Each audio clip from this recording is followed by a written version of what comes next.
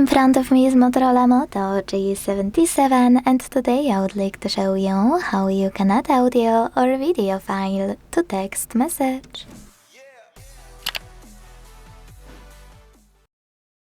First of all, open Messages app and select or create a chat.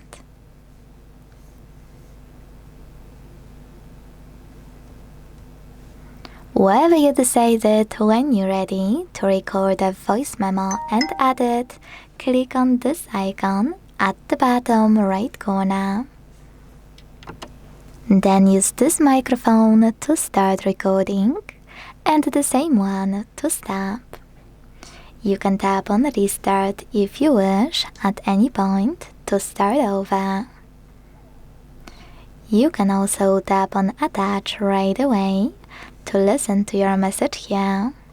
If you don't want to do that, just tap on red button, listen to it first, make sure you don't want to restart it, and then hit attach. If you want to pick a file that's already on your device, use this plus at the bottom left corner. Select Files. Click on Files app and choose just once or always. Now choose audio at the top to look for your file here.